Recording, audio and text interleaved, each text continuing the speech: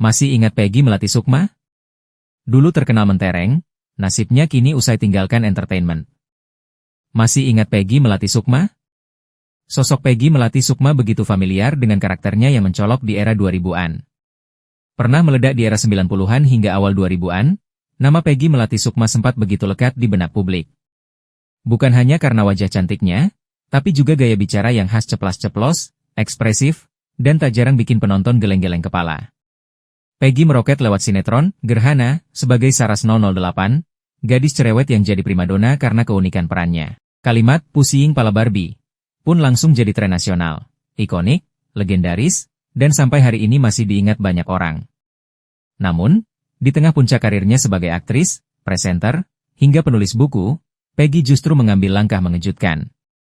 Ia perlahan menghilang dari layar kaca, mengganti gemerlap dunia hiburan dengan perjalanan spiritual yang mendalam. Keputusan Peggy bukan tanpa alasan. Ia mengalami titik balik setelah mengalami kegundahan batin yang panjang. Kemudian, ia mantap berhijrah dan memutuskan meninggalkan dunia entertainment. Kini, Peggy Melati Sukma tampil sangat berbeda, berhijab syar'i, aktif sebagai pendakwah, motivator spiritual, dan founder dari lembaga kemanusiaan berskala internasional. Kabar terkininya, Peggy sudah berganti nama menjadi Hadijah Az-Zahra.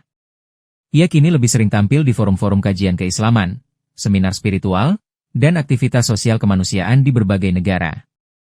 Bahkan, ia dikenal aktif berdakwah hingga ke kawasan Eropa dan Australia.